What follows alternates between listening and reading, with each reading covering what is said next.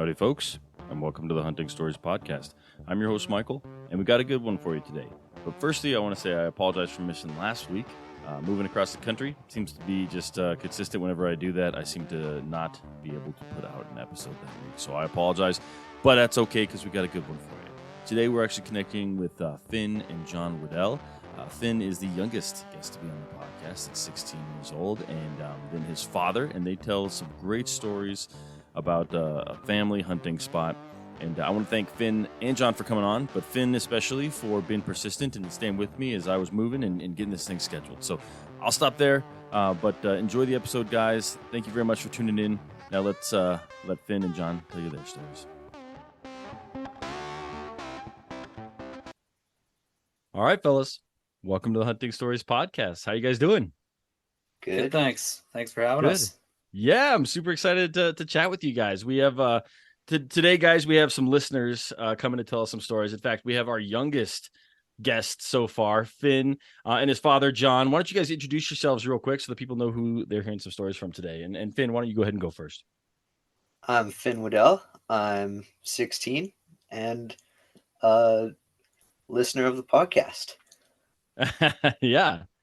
John? I'm John Waddell, and I never even really heard of a podcast till we were on a long drive, and Finn said, I'm going to download some podcasts for us to listen to on the dead spots where you can't get any radio on the way up north. And somehow you guys found my podcast. So thank you guys for listening. I'm glad you guys enjoy it. Finn, man, thank you for reaching out. You've been persistent with me as I've been moving across, the country. I moved from Texas back up to Colorado. It's been crazy, but you've stayed with me, and here we are. So we get to hear some great stories. I want to hear a little bit about you guys. Where are you guys from? How long you been hunting? I assume, John, you've had Finn hunting basically since he put on diapers, but I'll let you guys tell me the story. Whoever wants to take that one. Well, I started hunting pretty young, and then kind of, when a son comes along, eventually you kind of always hope that they're going to be into it. And actually, Finn was not a late bloomer, but early on, he didn't really seem like he would be that was going to be his interest. But then suddenly he started showing some interest in it, and then just before COVID hit, maybe the year before COVID hit, started to show some interest in it. And then during COVID, when everything was shut down, we had a lot more time to like hockey was shut down, school was shut down. Yeah. So we had a lot of time to shed hunt and fish and hunt, and it kind of really solidified our path down that road. So that's awesome. Where are you guys located? We're in Innisfil, Alberta. Okay. And Finn, man, I gotta ask, like, what was the switch? Like, what besides COVID and not being able to do anything else? Like, what was the thing that made you go, you know what, this hunting thing's pretty cool? To be honest, I couldn't tell you. I Okay. really am not too sure. Yeah, well, nothing wrong with that. The first time we went out hunting, we just went out and got a whitetail, and we're back home by lunchtime. And I think he just thought it was that easy. It just needs to be like that.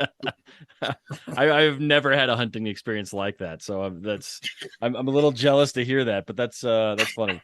Okay, well, let's kick this thing off. Who wants to tell the first story? Finn, John, I don't know if you guys have any in mind, and I'll let you guys pick.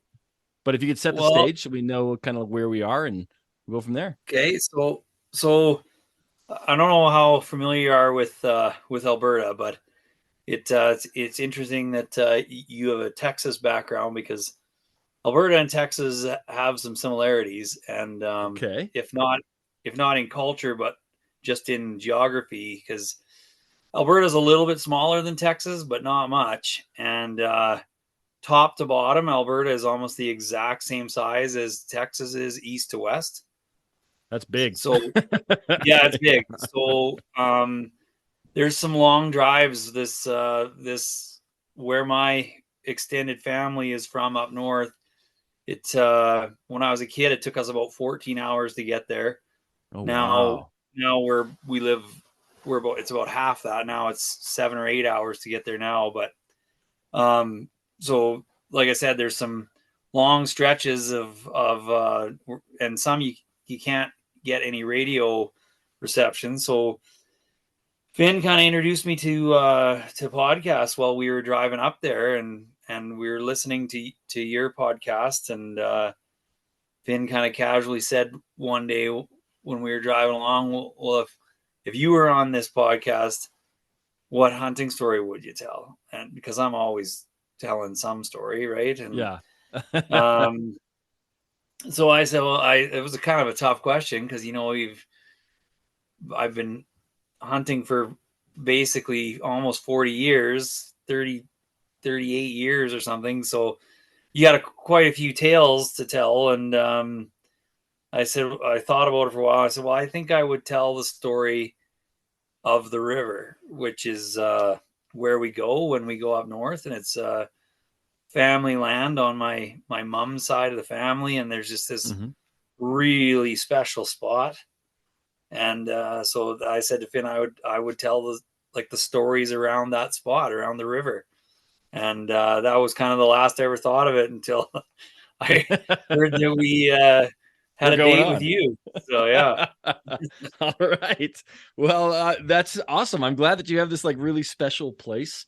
That's really cool. I don't have any family land, but I do have some spots that I'm like, yep, this is my father-in-law passed away this year, and I started hunting with him, and I've got a couple spots in mind that I'm like, if I was ever going to tell someone about a special place for hunting, even though we never harvested anything there, it's the places make a big part of the entire hunting story. So that's pretty cool. But John, okay, share some of the stories with us.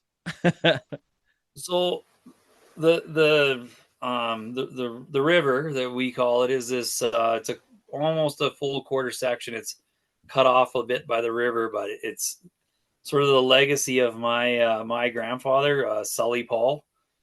And so he bought the place. Well, he took it over back in the 50s and then actually bought it out. I think they sharecropped it at first, and then they ended up buying it out in the 60s.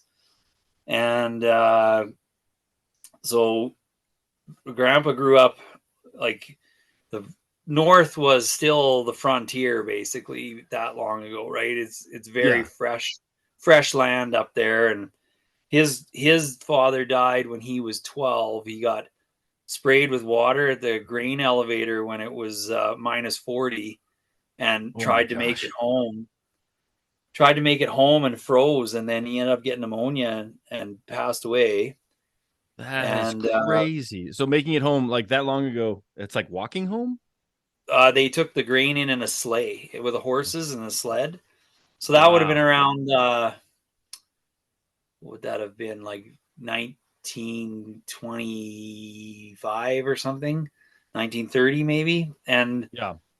and then so Grandpa from a really young age had to provide for his family by hunting and trapping. And so he not only hunted for his family, he hunted for all his aunts and whatever. And I think they were pretty fast and loose with the tags back then. And That's what they I they had all the town was on party lines. So, you had 6 or 7 people that were all on the same phone line.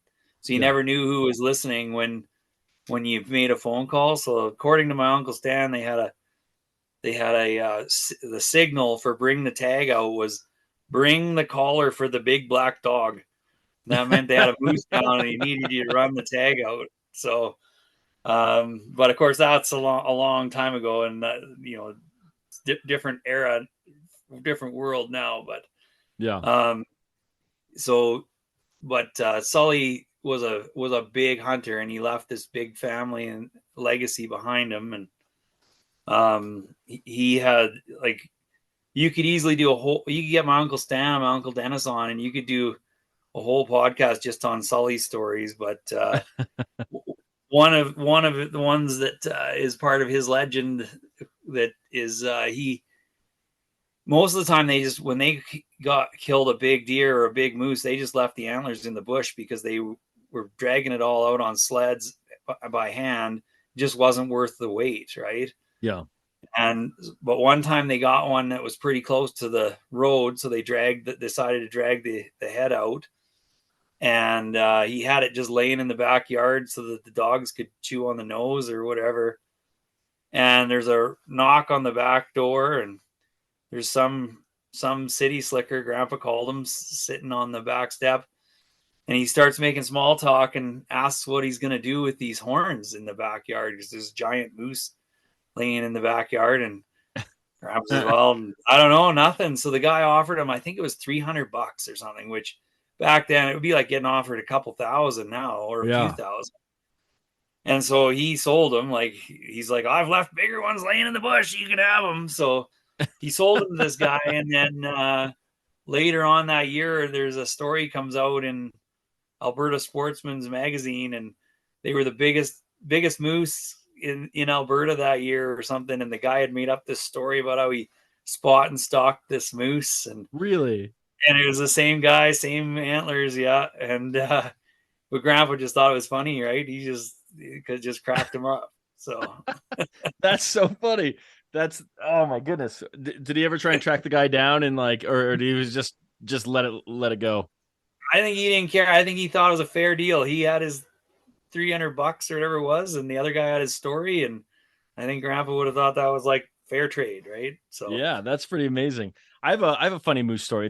It's not my story to tell exactly, but I've been unable to get one of the original hunters involved with this story, but it's a moose story, and for some reason this jogged my memory. But when I started this podcast, I was telling my neighbor that this whole concept of what was going to happen. He's like, yeah, I was like, I wish my dad was still alive, because he has a great story about moose hunting in Minnesota. I think it was Minnesota. Either way, they go moose hunting. They draw the tag, and it's not quite as easy to get a tag there as it probably is up there in Alberta. But so he hunts for a week, no luck. And so him and his hunting buddy are like, all right, well, time to go home. So they basically just are having beers, probably have a few too many beers, right? Especially too many to then drive home.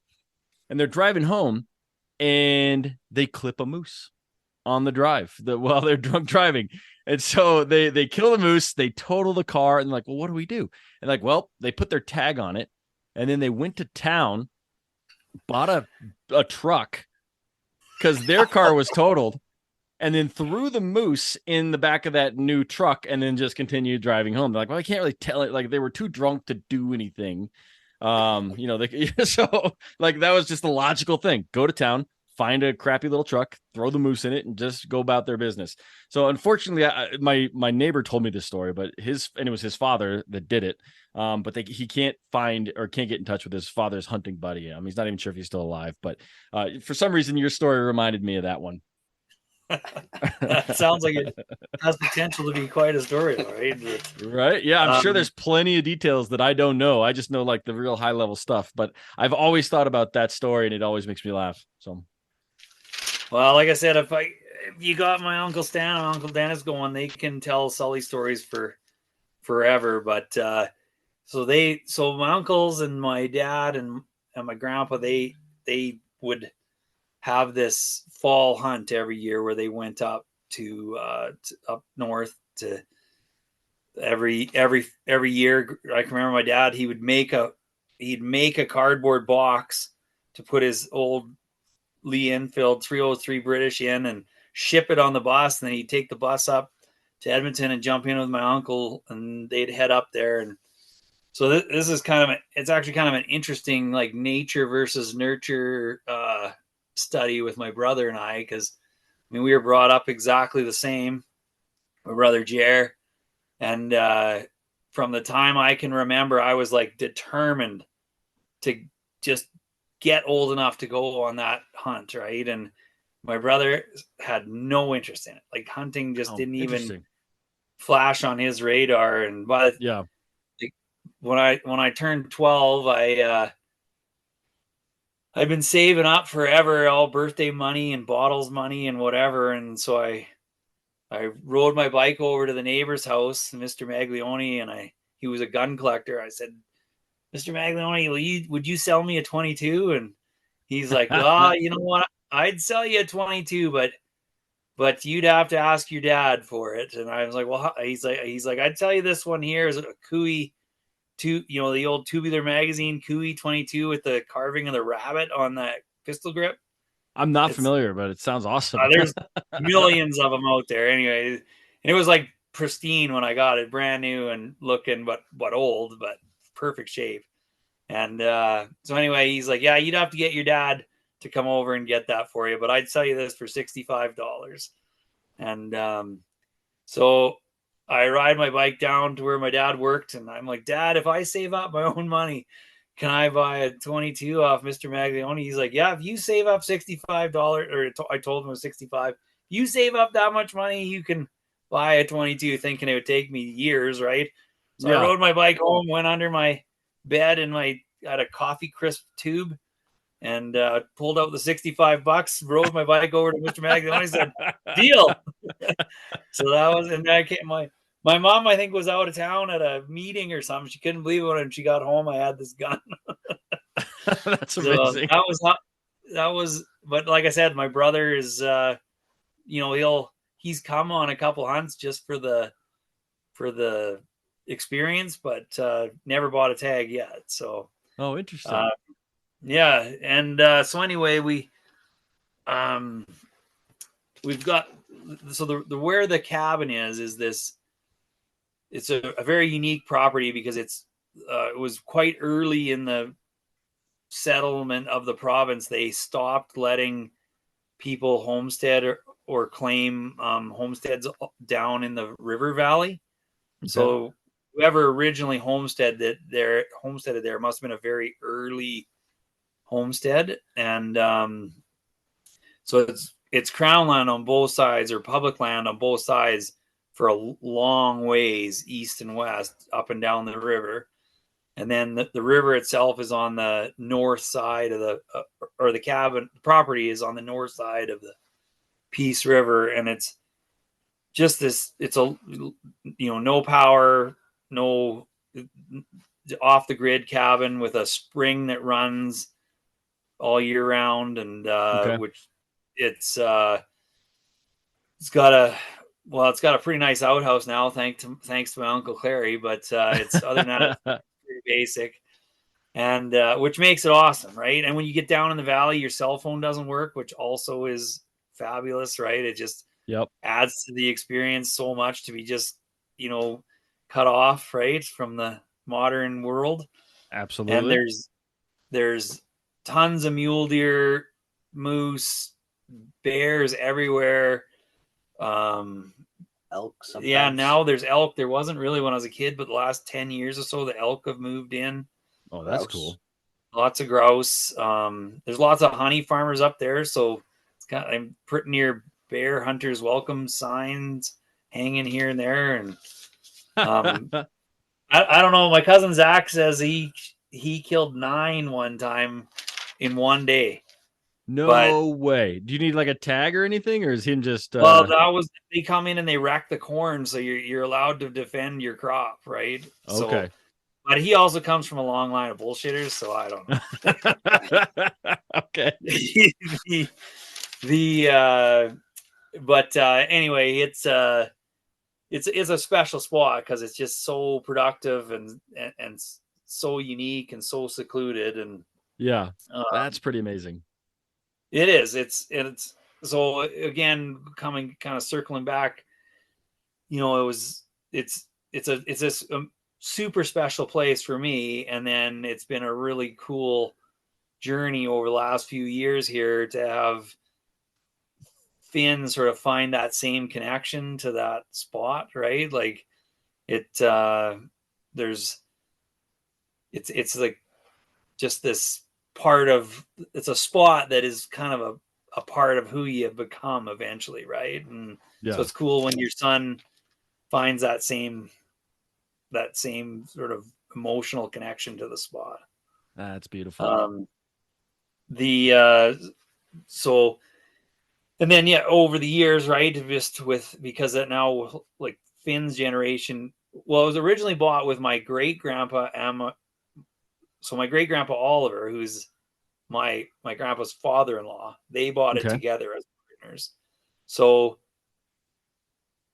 Finn's actually the fourth generation to enjoy that spot, and he's one of many.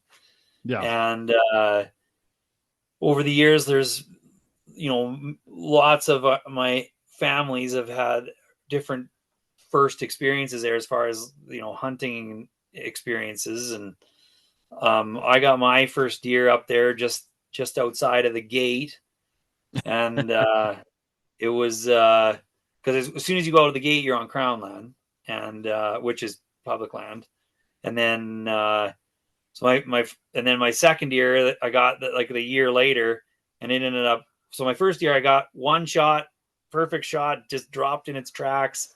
Seemed so easy. The next year, my second year, I ended up dying in almost the same spot, like within a few hundred yards or 100 yards maybe. Yeah. But I chased him all over the valley and shot at him 11 times.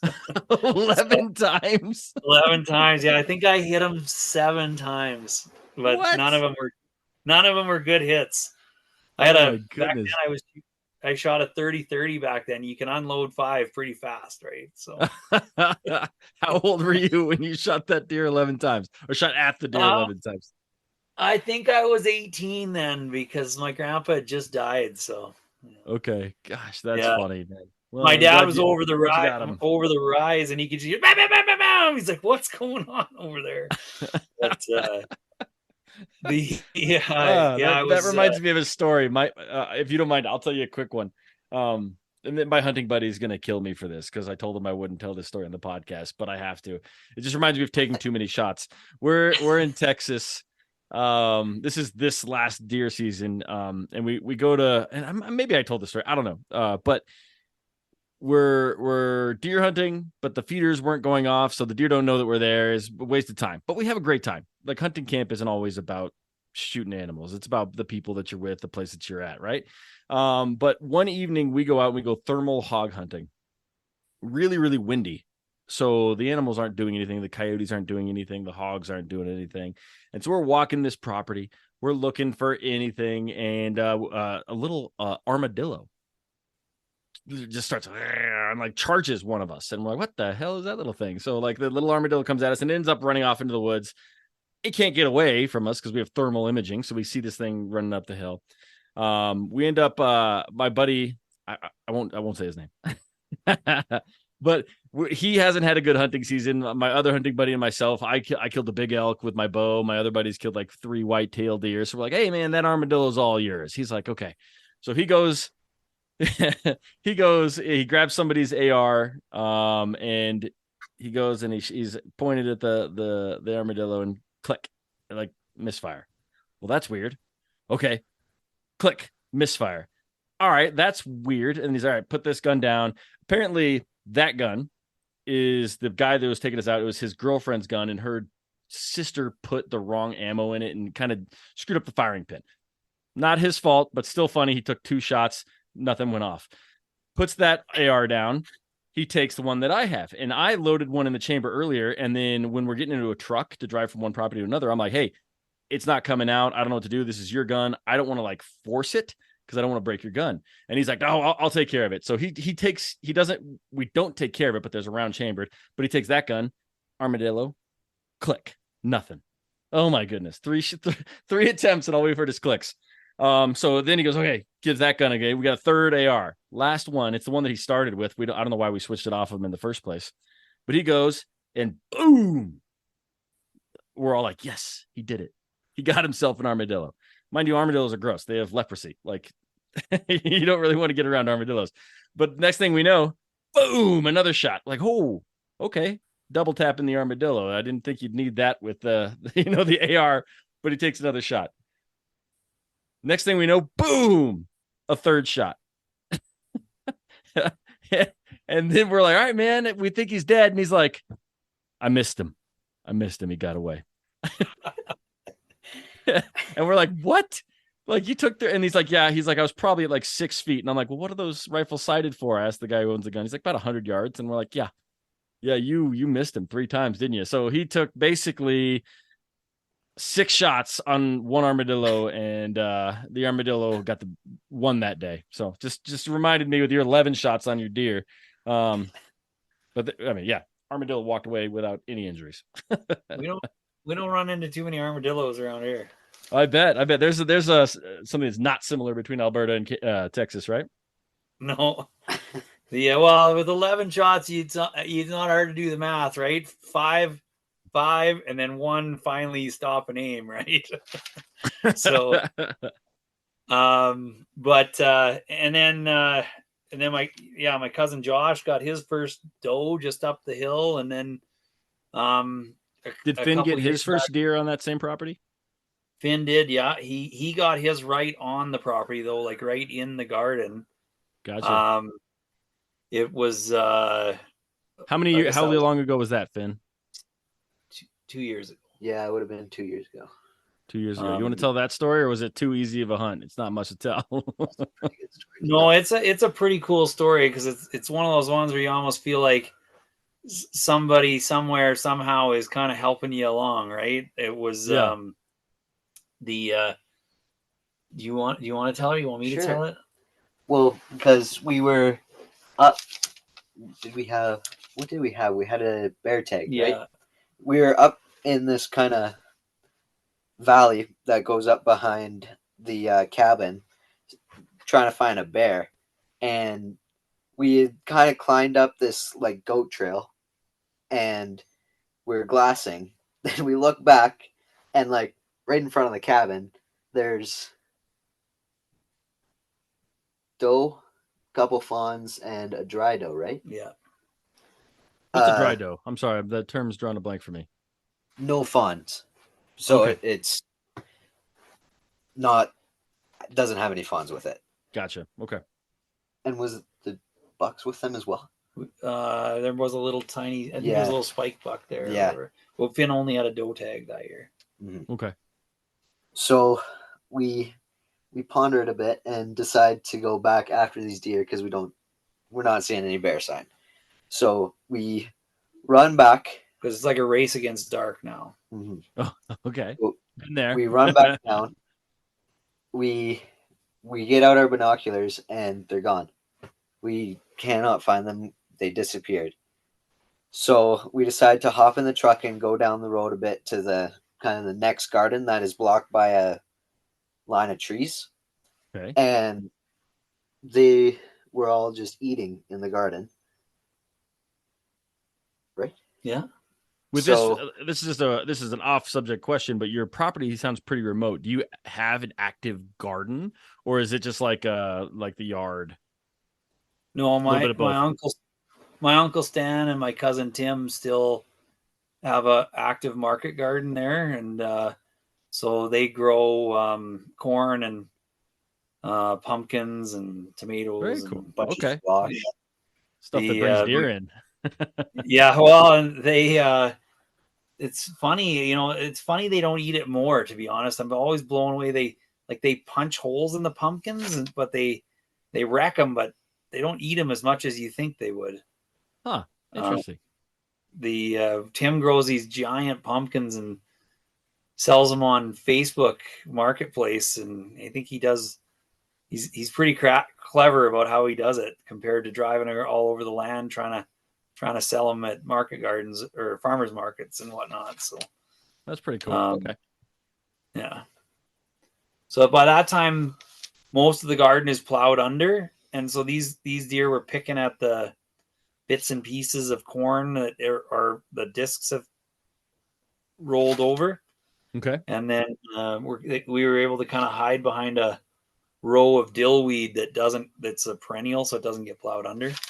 So, but you keep going, Tim. Yeah, so we hopped out of the truck and kind of followed the tree line down to where that dillweed was. And on the way, we walked past this big birch that had blown down. And Dad reaches down and breaks off a stick. And it's like the perfect stick. It has a Y in it, so it's just like a shooting stick, and it's like the perfect height. So he grabs that and he kind of puts it out in front of me. I rest my 303 British on it, and we start walking up towards the dillweed. And as we walk towards the dillweed, the deer are kind of walking back towards us at the same time. So we're going to be like crossing the dillweed at the same time as the deer. So we eventually make it to the dillweed and turn with the dillweed. So we're behind the dillweed from the deer's perspective, but they're about to cross the dillweed. And so as they're coming across, we work up. Dad's has me by the belt loop of my pants and is telling me when to go, when to stop by just tugging on my belt loop. That's awesome. Still has the shooting stick out in front of me, and we get within like it's about 80 yards, I think. Yeah, and stop, and the doe with, did it have 3 fawns with it? It did, yeah. It had 3 fawns with it. The one doe crossed. Then the 2 bucks kind of worked their way in. Then finally the dry doe came across, and boom. That's about it. Yeah, you made a great shot on her, and nice clean 1-shot kill, and it was one of those ones where it's just perfect. You're on your own property, and 100% fair chase, fair game, like everything was right about it, and totally righteous hunt. And Finn had been in on a couple kills of mine previous to that, where I tried to kind of give him the Cole's notes on how to field dress a deer, but both times it was like minus 25 ish Celsius. I don't know what that is in Fahrenheit. Minus. I feel like it was like -40 is when both equal each other. So that's pretty dang right. cold. So yeah, it's cold. Like not like you're in trouble, like freeze to death cold, but still. But pretty after chilly. sitting there, you're not feeling your hands. So I wasn't really messing around too much when we did those two. And then so when Finn got that doe, I'm like, okay, this is perfect. It's nice and warm out. We've got all the time in the world. We're only a few hundred yards from the cabin. This will be the perfect time to teach Finn and let him do it. Let him kind of work his way through it. And then we just get started, and I just have this overwhelming feeling of like just panic to get it done. And I just kind of absolutely rush him through it, even though it was my plan to not. And I think it was my subconscious mind was kicking in, because by the time we got the deer loaded and in the truck, I was in an absolute emergency to get to the outhouse. Oh, so it was. I was thinking a bear or something was going to show up. I didn't expect. No, that. it was more. It was more dire situation than a bear, and so I barely made it to the outhouse in time. And then the next day, by chance, it ended up being that Finn ended up going off with our other great hunting partner, my cousin Logan. Just the two of them went off to where because you had a moose tag, so you decided to go. I went back up to this other coulee that's a hard hike to go to, and I went that way, and they went off to where Logan had a tag for another area, and they got a buck there that night, and Finn had to teach Logan how to field dress this buck, and with the terrible lesson that Finn had got the day before. At night in the dark in bear country. By the time we had got it done, it was like we shot it like 45 minutes before sunset, and then by the time we got it done, it was like an hour after sunset. I was the one man search party by that time, and I'd gone up and got my cousin Jesse, and we were looking for those guys, and then finally we saw the headlights from the side by side bouncing through the trees. But I was starting to get a little concerned, right? And then, like I said before, the cell phones don't work down there, so it's. I was relieved to see them come bouncing out of there, and then they had the funny story to tell of the blind leading the blind there on the. Well, yeah, he did a pretty good job. It ended up not being that. No, one tenderloin paid the price, but other than that, it was pretty good.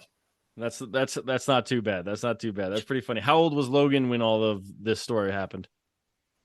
Logan's is an adult, late like 20s. Okay. Well, I think Logan's in his 30s. Oh, is he? But he's just immature. Oh, okay. He sort of he has, and it wasn't his first year, but he was always with somebody who it was his second year, second or third. Maybe it was his second buck. Yeah, That's what and it was.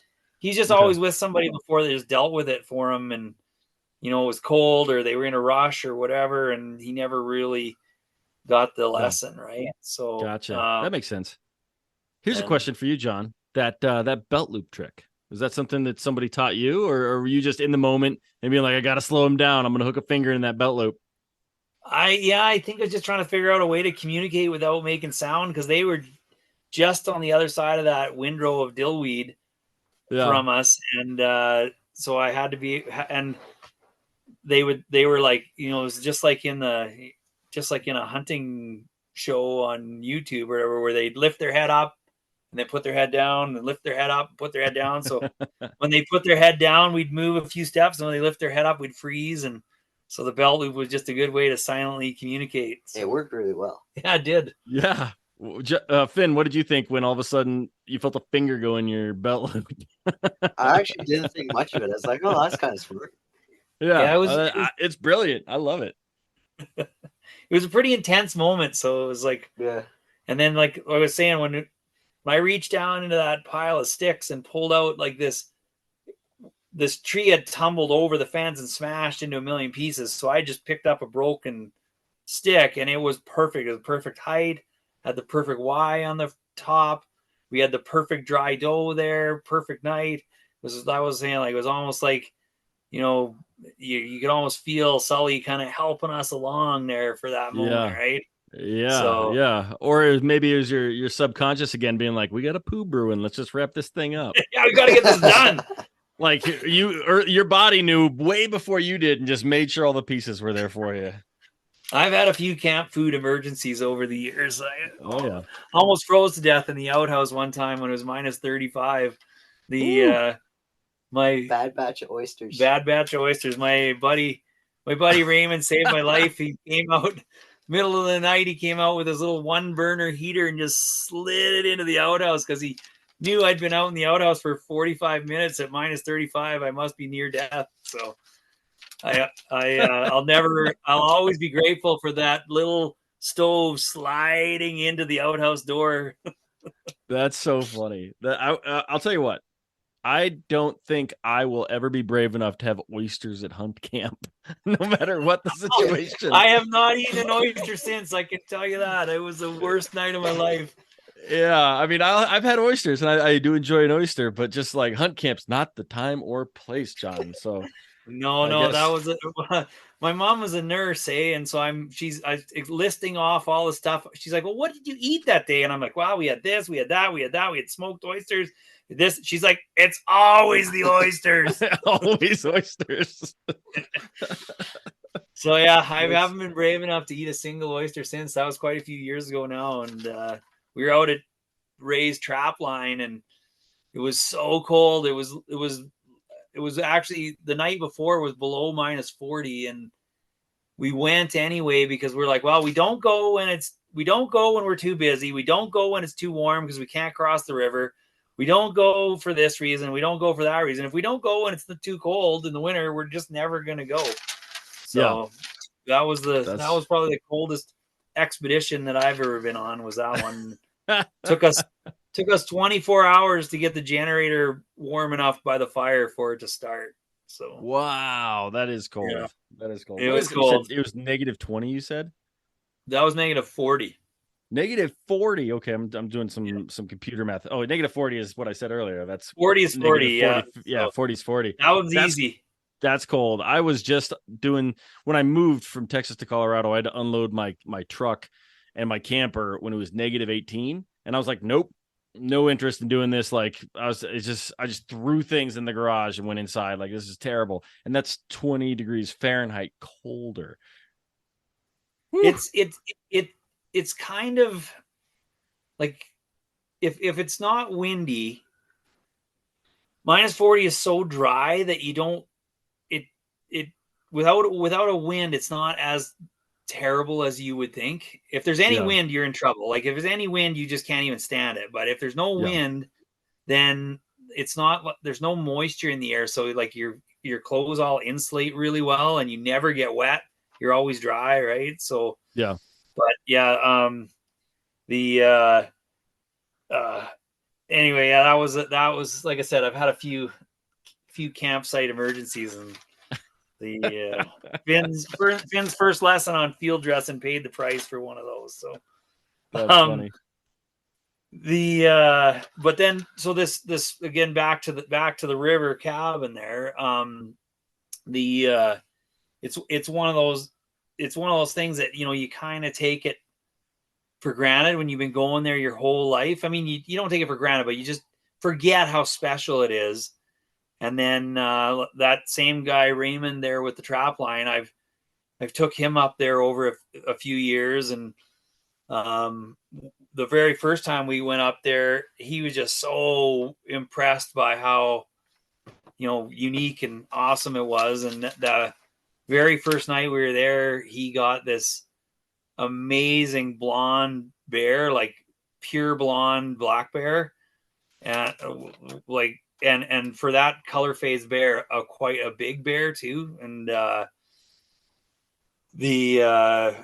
which we had to quite ordeal dragging out of the woods, but in the dark with other bears around and whatever. But and then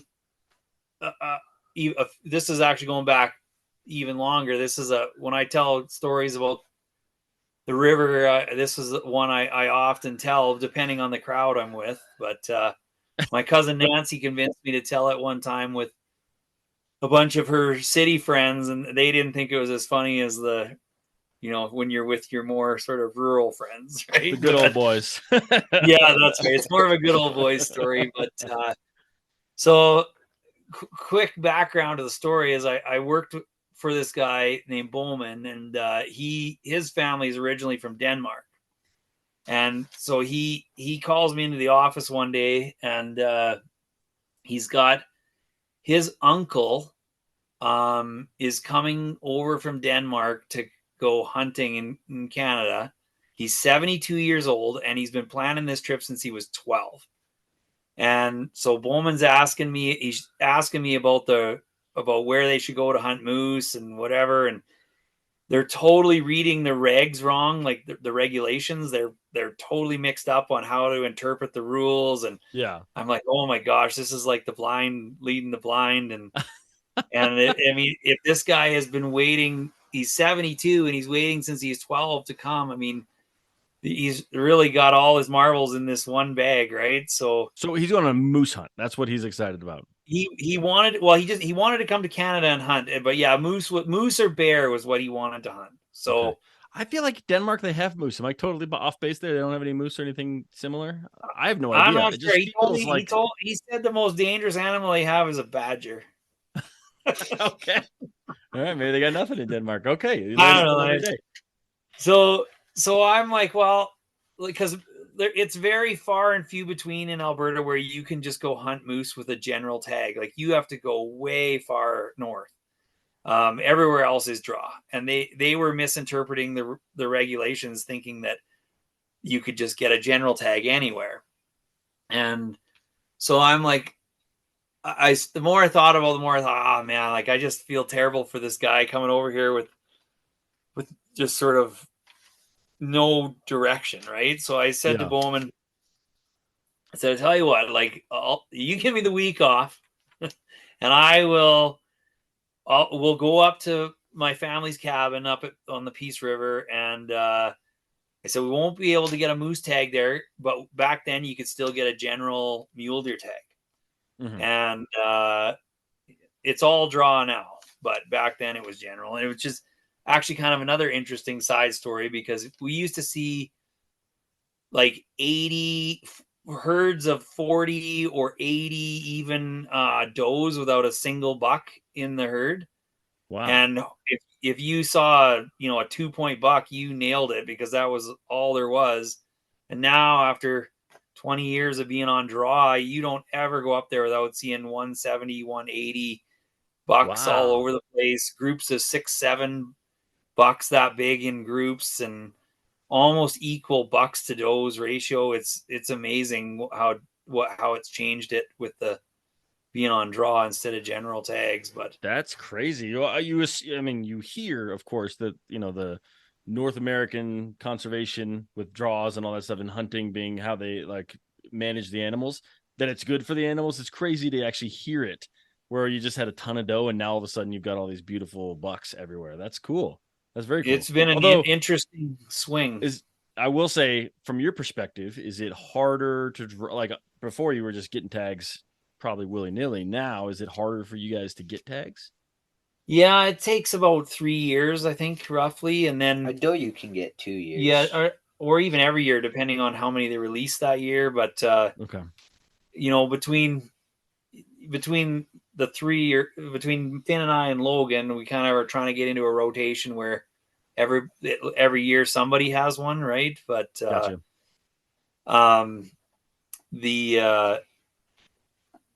Where was I going with that story? The Danish guys. Oh yeah, the Danish guys, right? So anyway, we go up.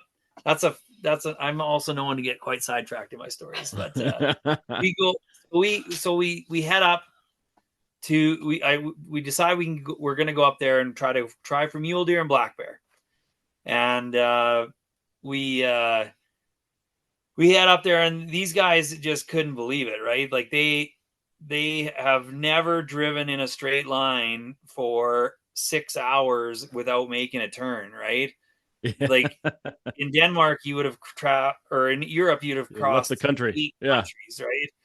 And you not only are you in the same province, you haven't turned. You're just driving in a straight line. And we went up. There's a couple different routes you can go. We went up the trunk road, which takes you up the west side of the province, up kind of the edge of the mountains, and pretty picturesque, but it takes even longer. And the one guy, so there's 2 guys from Denmark. There was this Johan, and then his son-in-law Oa, and Oa could speak English, but Johan couldn't, and very much. He had a few words, and he just kept saying so much nature. And so we head up there, and we hunted pretty hard. We went back and forth across the river, glassing for bear, and then going back with this little Zodiac I had, and hiking all over the place. And we just some years in the fall there's bears out if there's still food sources, if there's still berries, there'll be bears. But other years, if it's dry or whatever, they're gone. As soon as there's no calories, they're in bed, right? And that year was like that. We found one set of tracks down by the river, and that was it. So we switched our plant sites on mule deer, and then just trying to include these guys in our sort of culture up there. And because it's a market garden, there's always rotten vegetables around in the fall, so it's a long-standing family tradition to shoot rotten pumpkins and rotten cucumbers and stuff. Yeah, pretty much every single one of my family members. That's how I learned to shoot a shotgun. Yeah, I was just gonna say that's how everyone in my family learns to shoot shotgun, is at rotten cucumbers.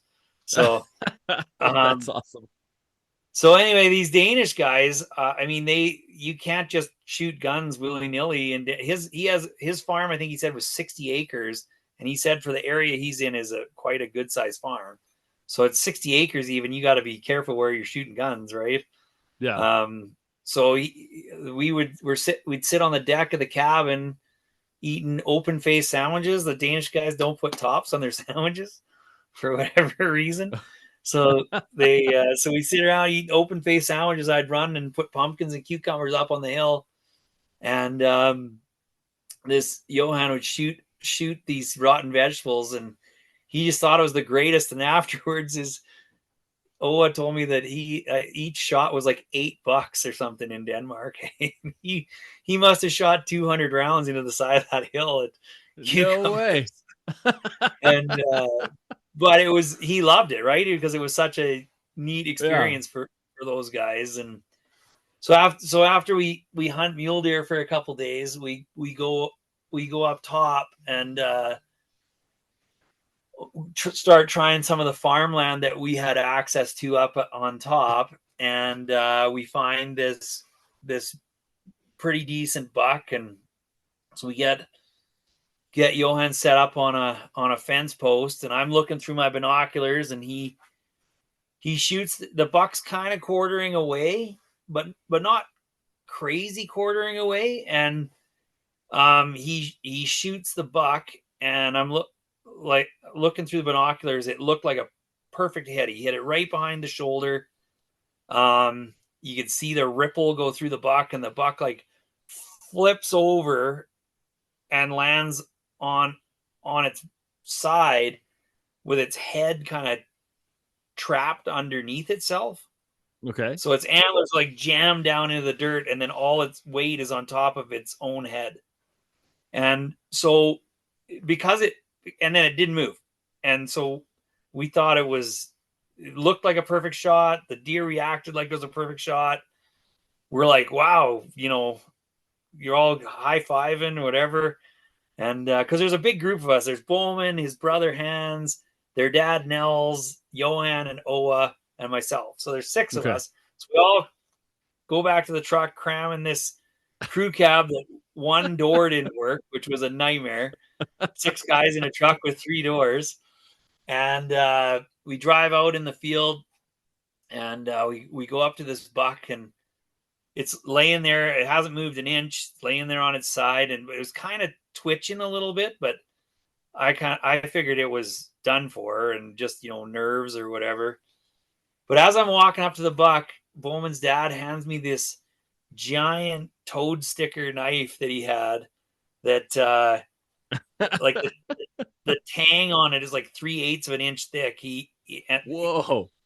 I can't remember what exactly the story was, but him and his 2 sons took like a knife making course or something back in like years and years ago, and they all made themselves a knife, something along those lines. Like it had sentimental value to him, right? This knife was special to him because of the 12-pound knife.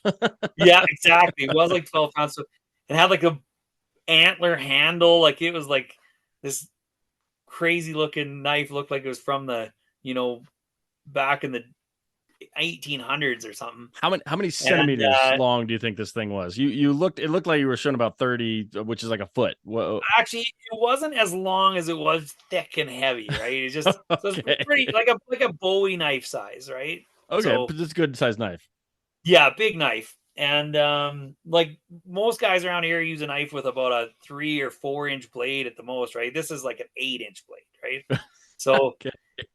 Anyway, he hands me this knife, hilt first, and says, he's like, use this. So I'm like, okay. So I took the knife, and I wasn't even really too sure what he thought I should use it for, but I had it in my right hand, and I walk over to this deer, and I kind of reach underneath it, and I grab its antler, and I straighten its head out, pull it out from under itself. And as soon as I straighten his neck, he does this, like pulls this huge breath in and just explodes up out of the stubble. No way.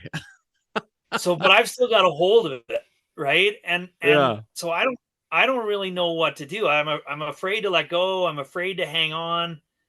And and then I sort of remember that I got this giant knife in my hand, but in my mind, I'm also thinking, because when I was walking up to the buck, I'm thinking, well, my last thought before the buck jumped up was, well, we better keep this buck for taxidermy in case they want to do something with it, right? Yeah. And so I was still thinking that, so I didn't want to like stab it in the neck or whatever.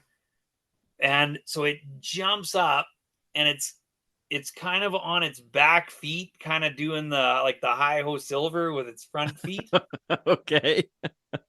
And are you still holding its antlers? It's doing that? I'm still holding its antler, but now like my arm is like way up above my head, right? Because the deer's quite tall when it's standing on its back legs. Yeah. And we're kind of going in a sort of a semicircle, dancing around as the buck's trying to turn around on me, and I'm trying to turn away from it. And so I'm like, well, I'm gonna just stab this deer in the armpit. so I just start stabbing this deer as quick and hard as I can under its arm, trying to find something vital to stop this insanity that's going on, right? And then so I don't know, I it's it's like a blur, those moments, right? When it's so Yeah. I don't know how many times I stuck the knife in, but multiple times when it was still up. And I must have got something that sort of took the energy out of him, because he sort of wilted over, and then I kind of like pushed him over so that I ended up on top of the pile, and then gave him a few more for because he was still kind of trying to get up. And by this time my adrenaline is just like pumping through my bloodstream, right? And yeah. So I stand up, and I'm like in kind of semi in shock about how it just all unfolded. And right, you're like, here's your knife back. And then I didn't know it, but until much later I looked in it, because there's not like too many mirrors around, but it was just like the movies. I had the blood spatter all over my face for every time the knife came out. And so Johan, the one that didn't speak English too much, he turns to Oa and he's like, blah, blah, blah, in Danish. And then Oa says to me, Johan wants to know if this is how you always do it. It's a good question. It's a really good question. And by that time, like I said, I was so racked with adrenaline. I basically picked the deer up and just threw it in the truck by myself, because I'm like, let's get out of here, right? Like, let's over the situation. We went down to the river and got cleaned up and field dressed the buck or whatever. And then in the end, he ended up doing like a European mount on it, so it didn't even matter if I would have stabbed it in the neck. But it was just one of those crazy stories that happened. That's amazing. And so amazing. Yeah.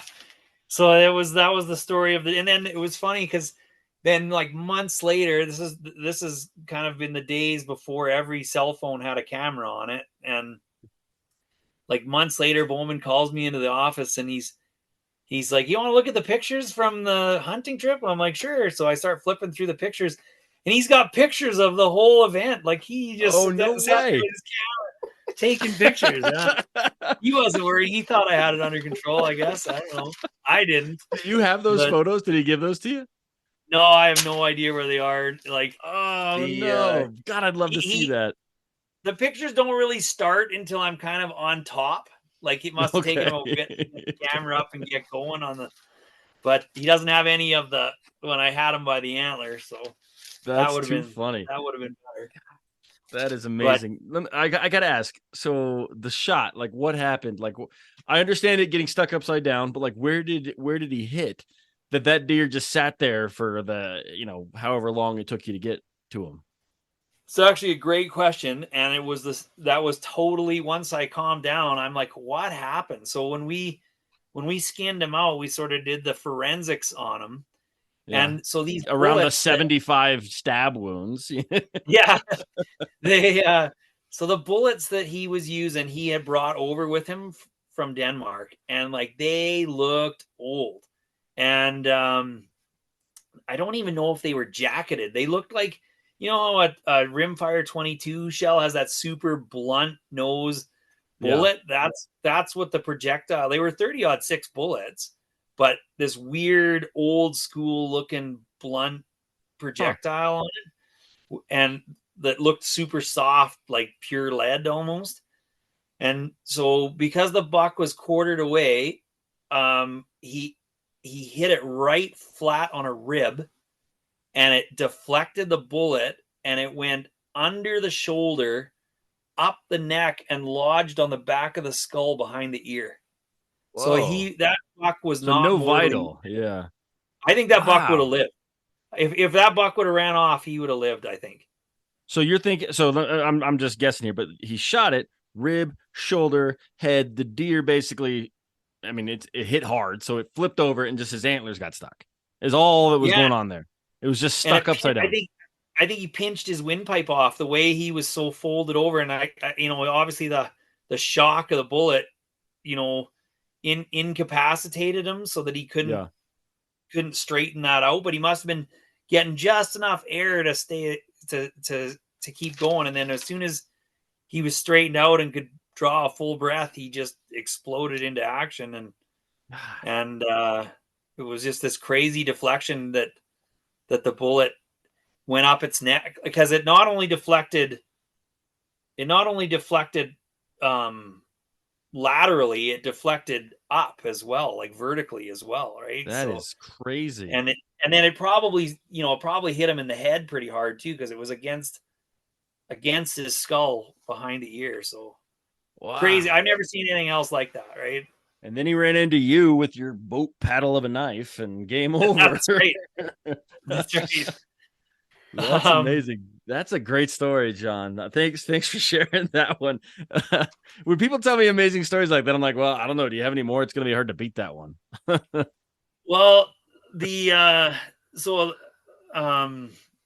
I found out today that we were going to be doing this, and was kind of trying to think about, you know, what stories to tell and how to wrap it up, I thought that you know, I wanted to tell that story with the Danish guys, because it's a, you know, it's one that I've told many times, and then but then this past fall we had a pretty significantly special trip that I thought I would end off on.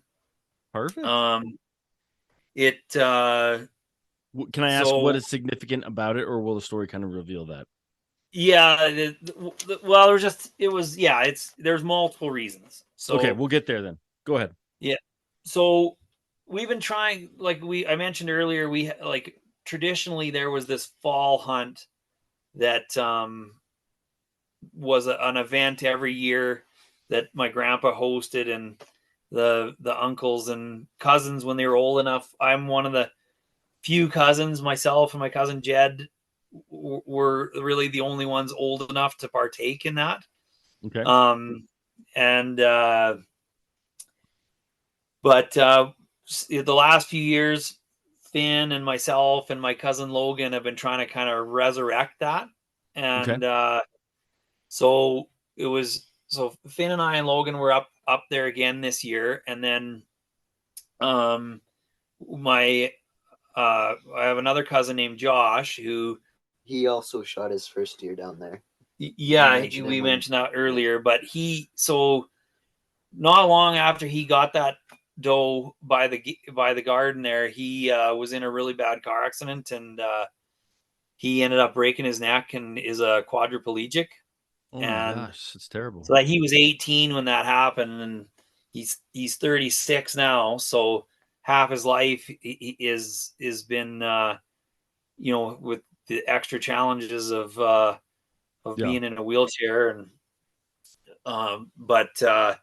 so anyway, the last couple of years he's been showing interest in it, so he decided he was gonna come up and try to get involved. So we're trying to put it all together, and my cousin Logan is this super intense guy. Hey, he's makes him awesome at what he does. He's this rising star, superstar engineer guy for a big oil field company, and he just knows how to get things done. So he kind of got us organized and got Josh organized, and then figured out that he could fly up for a couple days and rent a car and meet in the closest airport's like an hour and a half away, drive over, right? It's like all these moving parts.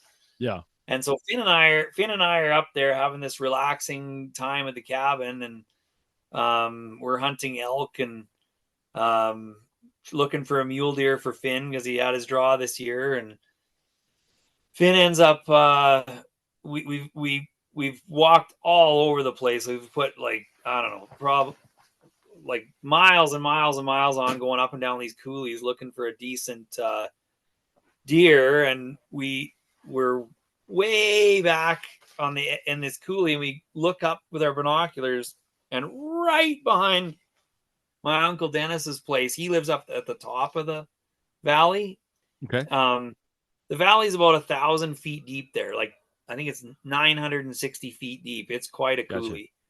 What is a coulee? I'm not familiar with that term. Might just be my ignorance. But it's like a draw, isn't it? A coulee is just a steep valley, right? Okay. Okay. And that's what I was assuming. I just didn't want to get it wrong in my head. So hopefully that helps some listeners too. But keep going. Yeah. So the main valley is huge, and then there's these giant offshoot coulees that come off of it. Okay. And Dennis's place, that it's kind of a long story, but now my cousin Jesse lives there. Is right at the top, and so it kind of commands the access to this giant coulee. It's awesome for hunting. Yeah. Anyway, we're down the coulee and we glass up, and right behind Dennis's place, or Jesse's place, is this, like, we're far enough away that you can't tell how good of a buck he is, but you can tell that there's some mass there. Yeah. And he must be a decent buck. So we, and you can tell that he's big bodied. Yeah, he's huge. Big deer. But we're a long ways away now. We're like as far as you can see with binoculars, right? So we're like, and now we're kind of in the race against the speed of dark. I think there's like half an hour left or something like that. Yeah, it was weird. By the time we got up there, like, I was like sweating profusely. Well, we actually stalked him twice too, because we went over there once, saw a deer in the field. We're like, oh shoot, there he is. Went back to glassing, then saw him again and went back the second time. Yeah, there was 2 bucks there that confused us. We thought we could cut him off, and then we saw one out in the field that we didn't have permission on, and we thought, oh, we missed him, even though he's right there. He's off limits. And then we saw that. Then we picked him up again, that he hadn't made it past us. But anyway, we go up, and this we were able to sneak right up on this buck. We got up maybe 60 yards away from him, and he was actually in the field that we didn't have permission on, but as we came up on him, he jumped back over the fence onto public land. Well, actually, that's Dennis's land. Well, that's Dennis's land. So anyway, felt like we had a little help from above there. Yeah. Jumped where we needed him to jump, and then Finn made a good shot on this buck, and then a couple follow-up shots to get him before he got down in the coulee. And one of the ended up being this.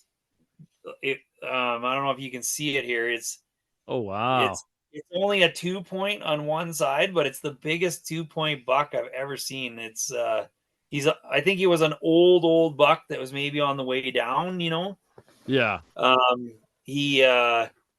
My grandpa has about a 180 mule deer in the cabin that he had terrible taxidermy job. His eyes are all funny, and it's kind of terrifying. It is kind of terrifying. He's like zombie deer, but no matter where you are in the room, he's looking at you. Yeah. But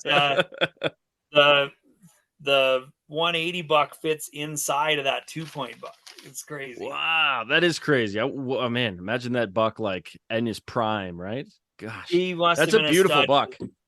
Yeah, he's big, heavy, mature buck, and 2 points on one side, 3 on the other. But his G2s are about, I don't know, 13 inches long, maybe 14 inches long. Like he's a big buck.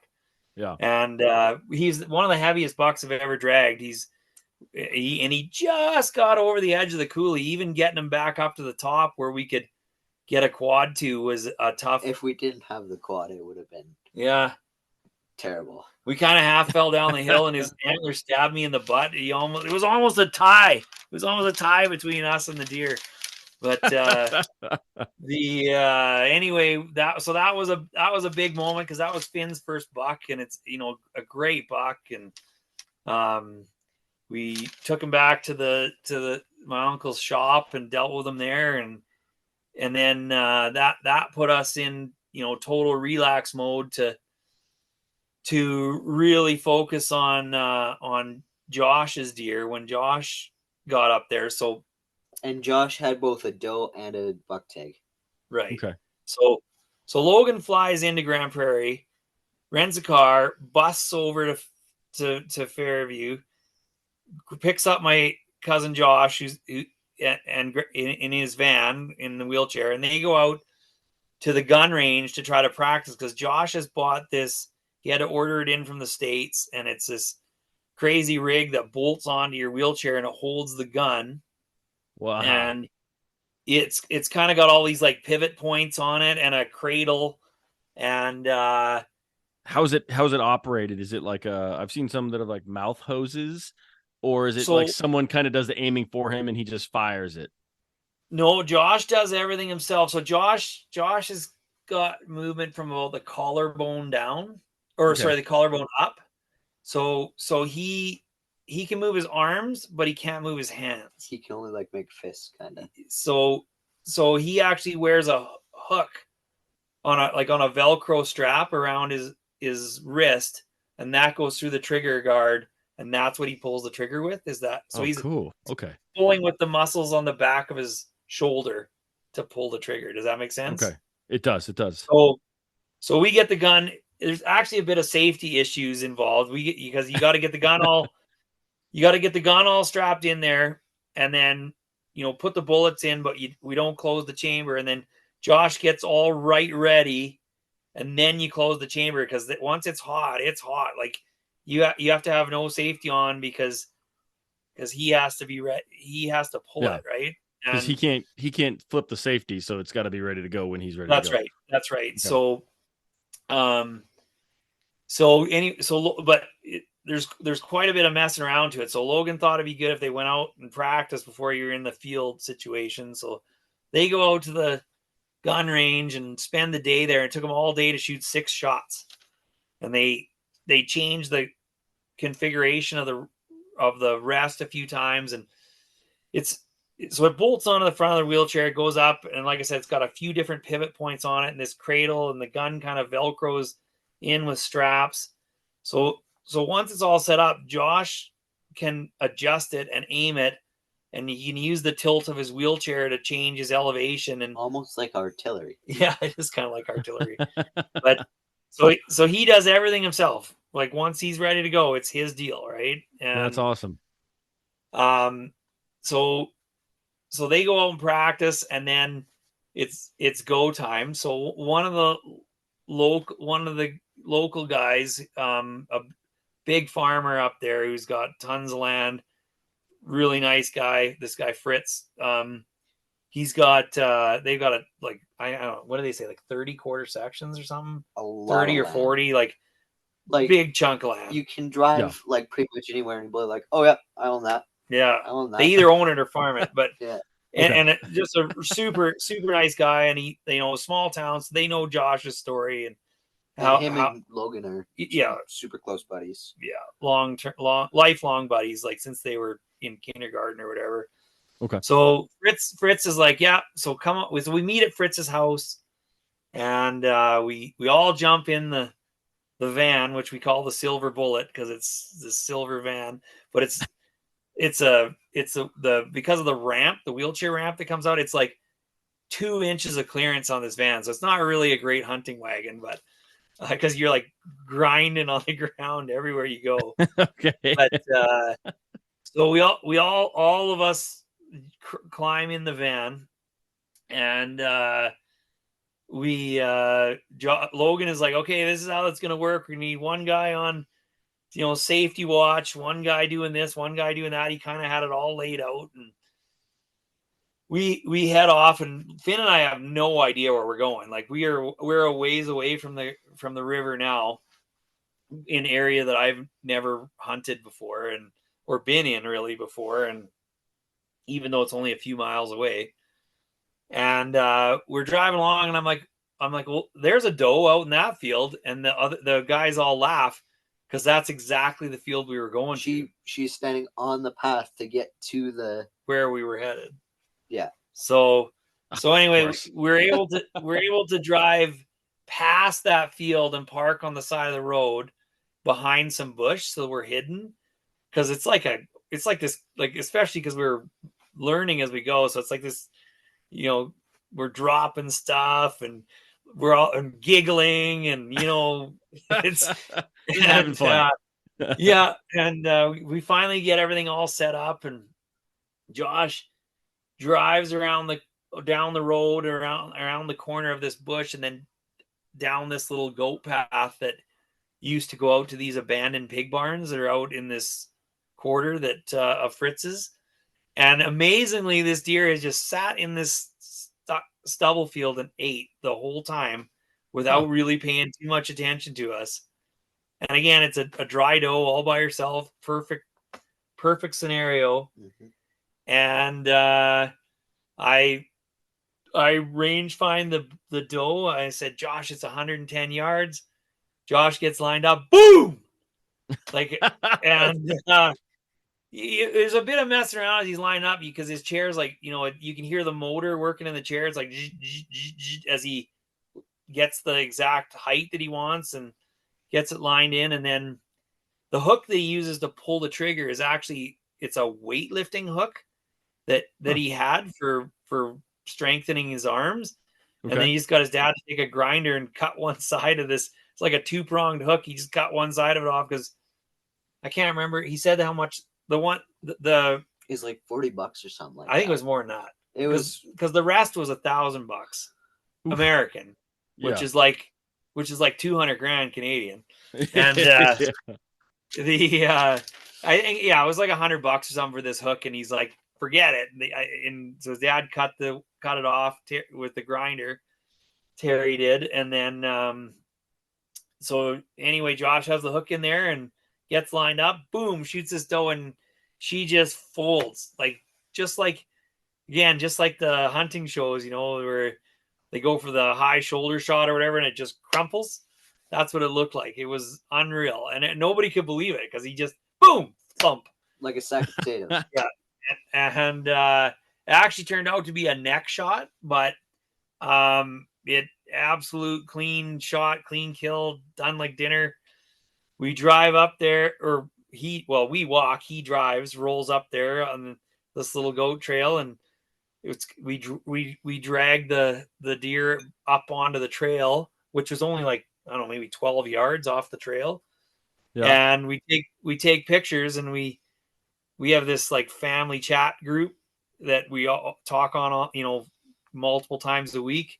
It's like 56 of my cousins and aunts and uncles on it. Oh, okay. That's I have one of those, but mine's like 8 people, maybe 12. I never really realized it growing up that it's pretty unique that how close my first cousins are. Yeah, it's not every family is like that, but anyway, we send the picture of Josh with his doe onto the family chat group, and we had only sent the message that we were going off hunting 10 minutes before. So they couldn't believe it, right? Because we just barely got going, and here Josh has this doe down. So he got his first doe when he was 17, and his second doe when he was 36. That's amazing. Few hard miles in between there, and so that was pretty cool. And then my cousin Logan had brought some Fireball or whatever, so we could toast the deer, and so we did that, and then headed back and got everything cleaned up. And then we ended up going on another hunt because it was so early. We did. We tried. Tried to go shoot a buck, which didn't pan out. And then So the next day was Thanksgiving. So, and we weren't too sure like if Josh was wanting to go back out again because he still had a buck tag. And we were sitting around at supper, and it's kind of this awkward like silence afterwards. Everybody's kind of waiting for Josh, and he's like, finally, Josh like, "Are we going hunting or what?" I thought it was Mary. Well, yeah, she asked. That's right. Marion asked. Josh like, "Yeah, we are." So anyway, we jump in the truck or the van, Silver Bullet, and we're gone. And we go out, and we had a couple chances where we couldn't get set up, and then another chance. There's a lot of deer in this country, right? Yeah. Another chance where Josh got a shot at a bedded buck and just shot over its back, just missed it. Man. And then you're like, I don't know if this is going to come together, right? And then we go back out to that same field where the abandoned pig barns are, and we were able to get in. I think was it 133 yards or 123 yards, something like that. 200. And it's a big group of deer. There's maybe 25 deer in this group, and 24 of them spook and run, and this one buck stands there and looks at us. And again, I range find this deer, and Josh, he missed once, didn't he? On that one, I don't think he did. Did he not? I think he missed twice on the bedded one. He hit on that one. Okay. Or no, he did shoot twice. He did. He shot once, and then I whistled, and the buck stopped. Because I thought he hit the first time, but he didn't. And then the second time, another neck shot, just folded it up. And so we dragged this buck back to the van, and then we send another picture to the family chat group of now Josh with his first buck of his life, and with complete with the wheelchair and the rest and the gun and everything in the picture. And we had just left my Aunt Mary and Uncle Terry's house, and we were phoned Terry I guess a little longer than that. An hour later, Terry, we need your truck, because we're in the Silver Bullet. And so anyway, it was again just to kind of swing back to this, how there's those moments where you just feel like somebody's helping you, right? And yeah, it was like that when we were stalking Finn's doe, and that perfect shooting stick was there. It was like that on Josh's doe when the doe just stood there for so long while we messed around and dicked around and tried to get all set up. And there's 5 of us tripping and stumbling and fooling around, right? And then it was again like that on that when 24 deer spook and one doesn't, right? And I can still hardly talk about Josh's accident. It was, I don't think my other cousins would be offended if I said Josh was like the favorite cousin of all of us. And okay. He had this super tough injury, and has dealt with it with such courage and grace, and he always is concerned about everyone around him, and make sure that nobody is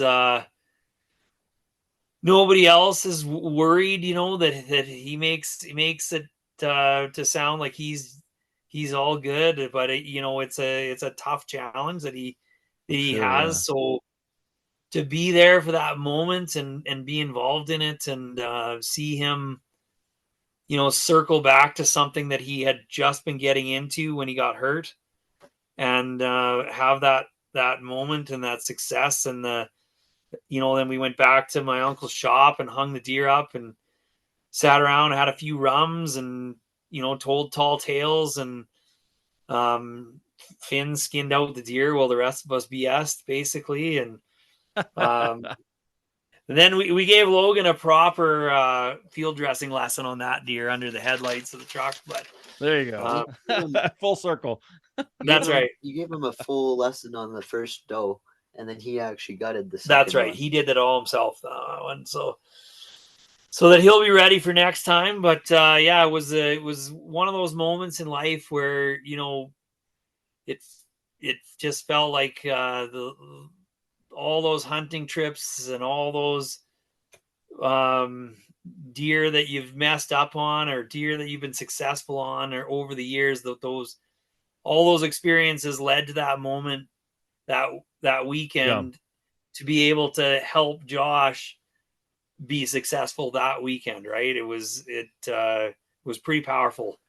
I'm sure, man. That's a great story. All of your stories were pretty awesome. And I think my favorite part about this whole episode is that they're all the same place.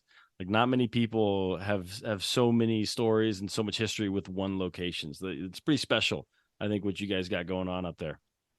Well, and I had to trim it down too. Like, there's quite a few, right? Ones that Finn's mom can't know about or whatever, or so they are just too long. But yeah, it's an amazing place, and we're just super fortunate, just by pure luck, that we were born into that family, that we have this place to go to. It's through nothing that we did right. It's just luck. Yeah, man. Now I want to hear the stories that Finn's mom can't hear about. All right, well, we'll save that for another episode, guys. All right. Yeah, thank you so much. This was a ton of fun. I love it when I leave a recording and my face hurts from just smiling, because this was great. I don't know if you want to share where they can find you, John. I don't know if you have like a TikTok or something that you want to share with everybody. Finn, maybe you want to share your Instagram or anything like that. Otherwise, feel free to walk off into the sunset. Whatever you guys feel is best. Yeah, no, I don't have much of a social media presence. My buddy Ray there, that I told a couple stories about, we jokingly talked about doing a YouTube channel with the trap line, because there's so many trapper YouTube guys out there, and we joked that we'd call ours behind times trap lines, because we're always late for everything. Man, trappers you guys are crazy. I've seen some videos of people, because you trap something that not legal to trap, you got to release it. I've seen some videos sent to me of people releasing like mountain lions and stuff from those trap lines. Woo! I don't have the courage to do traps. Like, that's too much for me. Yeah, I had to release a raven one time. That was scary enough. Whoa! Oh, I never would have guessed a raven.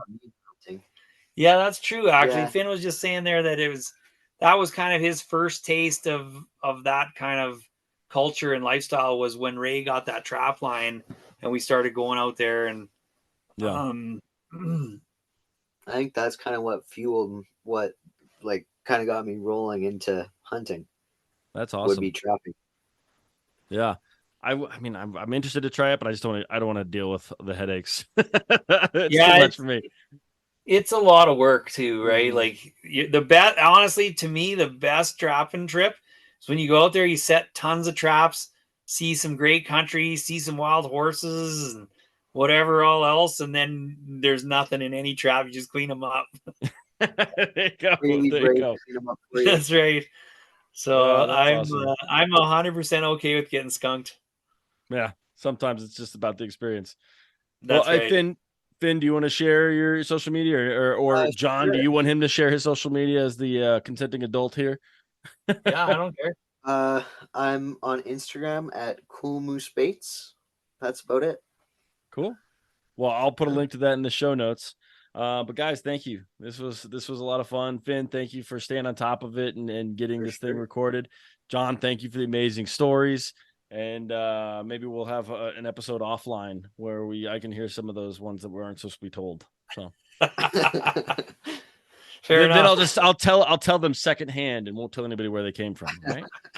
Sounds good. Anonymous. You're right. All right, guys. Well, thank you again. I appreciate you. Thank you. All right. Take care. All right, guys. That's it. Another couple stories in the books. I want to thank Finn and John, of course, for coming on the podcast. It was a pleasure hearing their stories.